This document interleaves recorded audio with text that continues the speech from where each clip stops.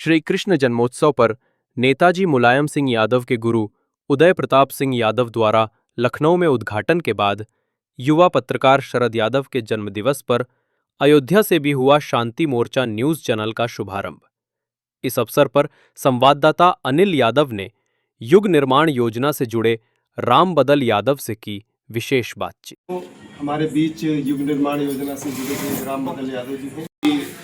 श्रद्धेय आचार्य श्री राम शर्मा जी किसी अछूत महिला की सेवा कर लिए थे, इस नाते उनका सामाजिक बहिष्कार हुआ था और उसने उनके जीवन में क्रांतिकारी परिवर्तन किया था। वो प्रकरण क्या है, उस पर थोड़ा सा प्रकाश करें। पहले तो हम शांति मोर्चा चैनल के आप सभी भाइयों को और सभी श्रोताओं को मैं बहुत बहुत बधाई और धन्यवाद देना चाहता हूं कि जो ऐसा अच्छा कार्य आप सभी कर रहे हैं।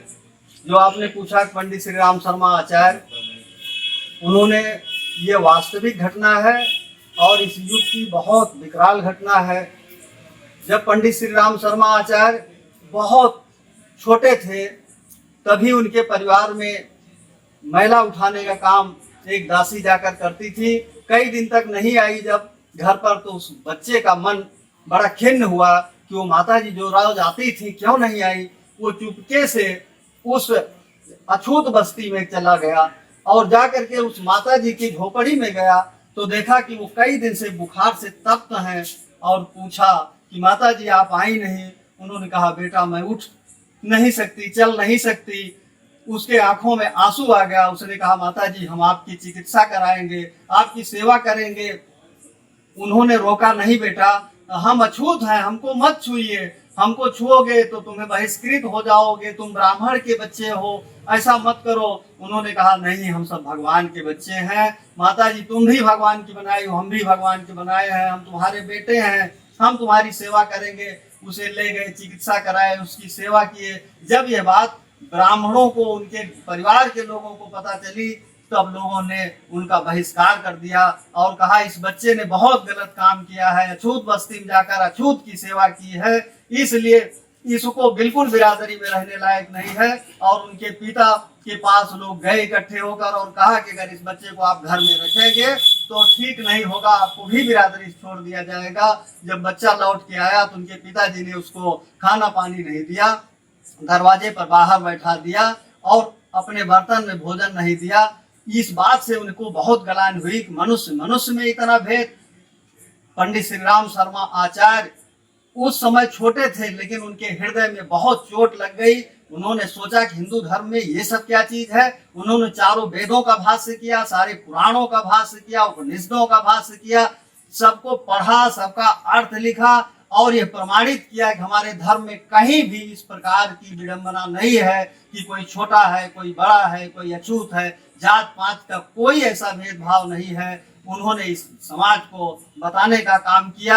उनका विरोध भी हुआ जब इस बात को बताया कि भाई सभी बराबर हैं, ब्राह्मण या शूद्र कोई नहीं है, सभी परमात्मा के बनाए हुए हैं। कई बार उनके ऊपर ऐसे विघटनकारी शक्तियों ने हमला भी किया। एक बार तो उनको चाकू से भी मारा गया था, लेकिन ऊपर वाला जो इसको बचाना चाहता है, जाको राखे साइया मार सके न कोई, बाल न बाका कर सके चाहे जगबैरी होए। उन्होंने मथुरा में संस्थान स्थापित किया, फिर जाकर के हरिद्वार में एक ऐसा शांति कुंज संस्थान स्थापित किया है जो पृथ्वी का स्वर्ग है। पंडित श्री राम शर्मा आचार्य ने कहा जात पात का भेदभाव खत्म होगा, समरसता मानवता आएगी और उसका सैंपल हम यहाँ शांति कुंज में बना करके जा रहे हैं। आज भी जिसको देखना हो शांति कुंज जाए, वास्तव में वो पृथ्वी का स्वर्ग है।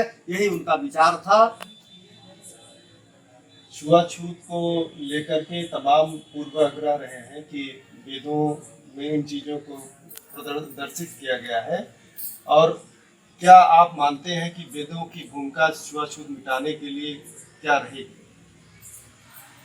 पंडित श्री राम शर्मा आचार्य ने बहुत पहले इसकी घोषणा कर दी, मानव मात्र एक समान, जाति वंश सब एक समान। हमारे वेदों में, शास्त्रों में, पुराणों में कहीं भी इस प्रकार का कोई उल्लेख नहीं है कि जात पात में कोई अंतर है। सभी मनुष्य बराबर है, जो जैसा कर्म करता है, जिस योग्य है, उसको वैसा सम्मान पाने का अधिकार है। ये बीच के लोग जो है, जो समाज को तोड़ना चाहते हैं, विघटनकारी शक्तियां जो है, जो समाज के लोगों में भेद पैदा करना चाहते हैं वो लोग ऐसा करते हैं और उनको नोच करके खाने का काम करते हैं। पंडित श्री राम शर्मा आचार्य ने इसीलिए अपने शांति कुंज में नए नवयुवकों को, सभी जात पात के युवकों को प्रशिक्षण दिया कि तुम्हें ब्राह्मण का काम, पंडित का काम खुद करना है। गांव गांव जाओ, घर घर जाओ, इस बात को बताओ कि मानव मात्र एक समान, जाति वंश सब एक समान, किसी में कोई अंतर नहीं, किसी में कोई भेद नहीं, और इस देश को, इस समाज को आगे बढ़ाने का काम करो। क्या लगता है कि युग निर्माण योजना मानव मानव में भेद मिटाने में किस हद तक कामयाब हुई है अब तक?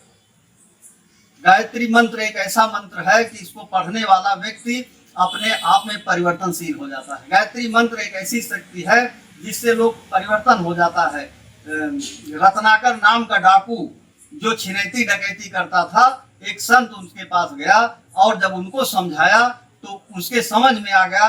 उसने कहा, महाराज अब हम क्या करें, कैसे अपने को बदलें, मैंने तो बड़ा पाप किया। उन्होंने कहा तुम गायत्री मंत्र पढ़ो। उसने कहा, महाराज इतना बड़ा मंत्र मेरे बस की बात नहीं है, इसको तो नहीं पढ़ पाएंगे।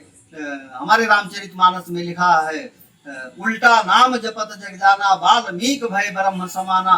तो कहा कि नाम माने गायत्री मंत्र होता है। गायत्री मंत्र नहीं पढ़ पा रहा था तो कहा कि राम राम कहो। कहा राम राम नहीं तो मरा मरा कहने लगा। फिर राम राम होने लगा, फिर गायत्री मंत्र सीख गया।